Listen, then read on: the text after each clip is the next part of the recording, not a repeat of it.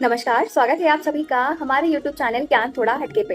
बुंदेलखंड की पारंपरिक वेशभूषा, आज इस विषय पर हम चर्चा करेंगे। संस्कृति, सादगी और शान की पहचान। भारत के हर क्षेत्र की अपनी एक अलग पहचान होती है और बुंदेलखंड की पहचान केवल उसकी वीर गाथाओं, किलों और लोकगीतों तक सीमित नहीं है। यहाँ की पारंपरिक वेशभूषा भी इस क्षेत्र की संस्कृति, जलवायु और सामाजिक जीवन एवं ऐतिहासिक विरासत की एक जीवंत तस्वीर प्रस्तुत करती है। बुंदेलखंड की पोशाकें केवल शरीर ढकने का माध्यम नहीं है, बल्कि वे यहाँ के लोगों की जीवन शैली, परंपराओं और आत्मसम्मान का प्रतीक है। बुंदेलखंड का क्षेत्र मुख्य रूप से ग्रामीण और कृषि प्रधान रहा है। यहाँ की गर्म जलवायु और कठोर भौगोलिक परिस्थितियों ने लोगों की वेशभूषा को भी प्रभावित किया है। इसलिए यहाँ के वस्त्र सामान्यतः सूती, हल्के और आरामदायक होते हैं, क्योंकि गर्मी के मौसम में भी पहनने में सुविधा रहे। साथ ही इनमें सादगी के साथ साथ विशेष प्रकार का सौंदर्य भी झलकता है। यदि पुरुषों की पारंपरिक वेशभूषा की बात करें तो धोती, कुर्ता और साफा या पगड़ी बुंदेलखंड की पहचान माने जाते हैं। पुराने समय में अधिकांश पुरुष घुटनों तक धोती पहनते थे और उसके साथ सूती कुर्ता धारण करते थे।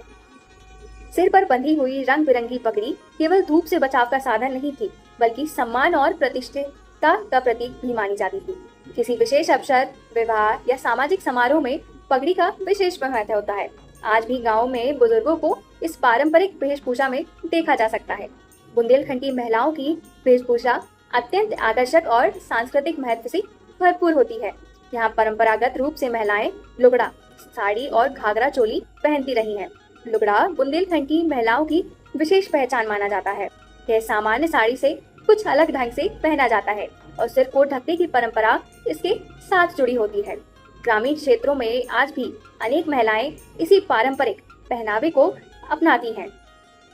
विशेष अवसरों और त्योहारों पर महिलाएं रंग बिरंगी साड़ियां और घाघरा चोली पहनती हैं, जिन पर हाथों की कढ़ाई और पारंपरिक डिजाइन बने होते हैं।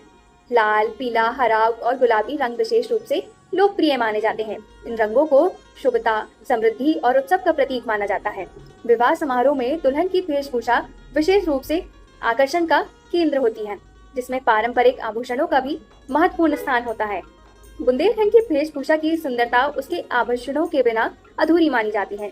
महिलाओं द्वारा पहने जाने वाले हंसली, करधनी, पायल, बिछिया, झुमके, नथ, चूड़ियां और बाजूबंद केवल श्रृंगार के साधन नहीं है, बल्कि सामाजिक और सांस्कृतिक पहचान का भी हिस्सा है।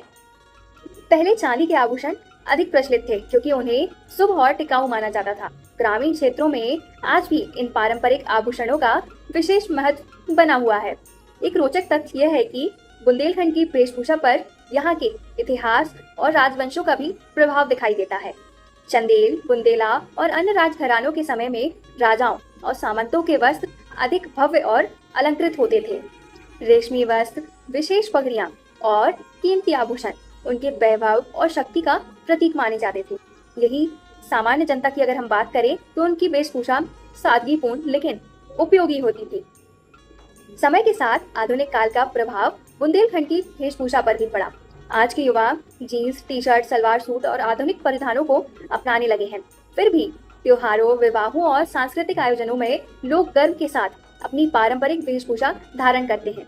यही कारण है कि आधुनिकता के इस दौर में भी बुंदेलखंड की सांस्कृतिक पहचान आज तक जीवित है। बुंदेलखंड की पारंपरिक वेशभूषा केवल कपड़ों का संग्रह नहीं, बल्कि यहाँ की संस्कृति, इतिहास, जलवायु और सामाजिक मूल्यों का आईना भी दिखाती है। धोती, कुर्ता और पगड़ी से लेकर लुगड़ा, घाघरा, चोली और पारंपरिक आभूषणों तक हर पोशाक अपने भीतर एक कहानी समेटे हुए है। यह वेशभूषा हमें याद दिलाती है कि आधुनिकता चाहे कितनी भी आगे बढ़ जाए, अपनी जड़ों और परंपराओं से जुड़ाव ही किसी समाज की वास्तविक पहचान होता है। बुंदेलखंड की पोशाकें आज भी उसी गौरव, सादगी और सांस्कृतिक समृद्धि की कहानी सुनाती हैं, जो सदियों से इस धरती की आत्मा में बसी हुई है। बुंदेलखंड से जुड़ी ऐसी ही रोचक और नई जानकारियों के लिए जुड़े रहिए हमारे साथ हमारे YouTube चैनल ज्ञान थोड़ा हटके पे। नमस्कार।